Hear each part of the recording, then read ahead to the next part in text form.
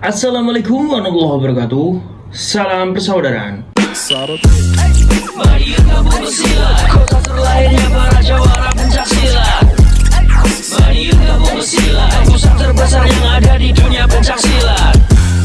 Mari gabung silat, sempat berkembang pesatnya olahraga pencak silat. Mari gabung silat, di sini tempat para pemberani bukan penjilat. Sugeng dalu dulur-dulur, selamat malam. Semoga hari ini menjadi berkah buat kita semua dan apapun yang kita lakukan. Semoga diberikan kemudahan oleh Tuhan Yang Maha Esa.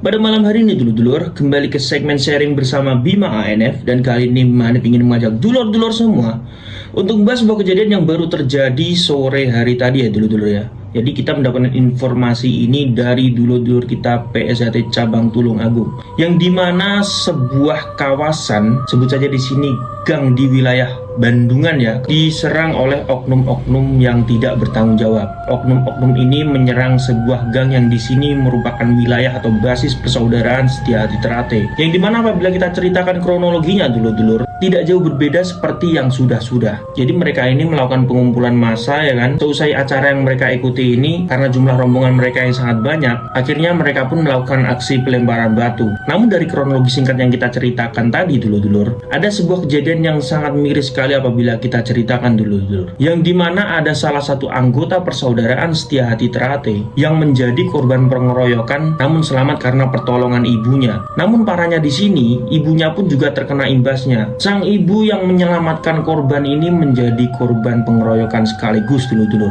yang dimana setelah kejadian sang ibu ini sangat shock dan harus dilarikan ke rumah sakit. Ini sudah sangat parah sekali ya dulur-dulur ya. Ini kaitannya sama moral. Apabila ingin beradu nyali, apa tidak cukup di tempat latihan saja ya kan? Kenapa harus selalu terjadi? Dan kejadiannya pun sama kronologinya dulur-dulur. Sepulang acara, dan sepulang acara. Harusnya dari kejadian yang beberapa kali terjadi ini dulur-dulur, dari pihak aparat keamanan pun sudah mewanti-wanti dan harusnya mengantisipasi. Karena seharusnya tidak terjadi untuk yang kedua kalinya atau bahkan kesekian kalinya. Seusai pulang acara selalu ada bentrok.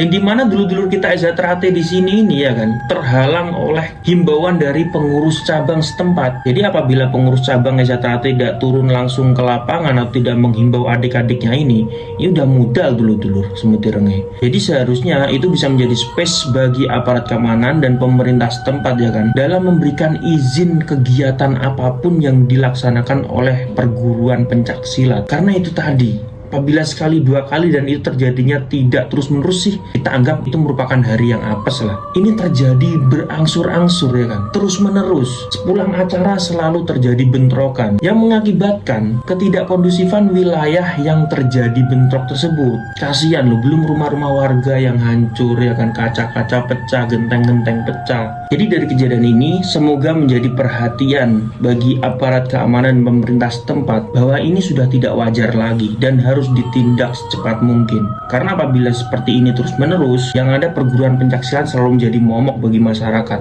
dan lama-lama akan hancur generasi dan moral anak-anak bangsa ini. Oke dulur-dulurku, terima kasih sudah menonton video terbaru dari Bima ANF, dan sampai jumpa di video ANF yang selanjutnya. Salam persaudaraan. Mari gabung silat, kota terlahirnya para jawara pencak silat.